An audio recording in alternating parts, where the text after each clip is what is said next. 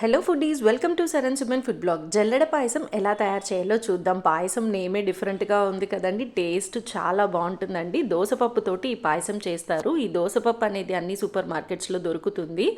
So 100 grams నేను దోసపప్పు తీసుకున్నానండి. ఒక బౌల్లోని ఒక 3 అవర్స్ నానబెట్టేసుకోవాలి.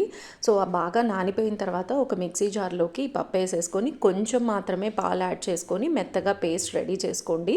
సో ఈ దోసపప్పు మెత్తగా పేస్ట్ చేసి పక్కకు పెట్టుకున్నాం కదండి. దీంతో చిన్న గ్లాసు బియ్య పిండిని యాడ్ చేసుకోవాలండి. బాగా కలిపేసుకున్న తర్వాత మనం మనుబులు చేసుకునే చిట్లు ఉంటాయి కదండి, ఆ మనుబుల్లాగా దీన్ని కూడా ప్రెస్ చేసేసుకోవడమే అండి ఈ మిశ్రమాన్ని. సో ముందుగా నేను ఒక 1/2 లీటర్ పాలు, ఒక గ్లాస్ వాటర్ యాడ్ చేసుకొని పాలని బాగా మరగనిచ్చేసాను వీడియోలో చూపిస్తున్న విధంగా.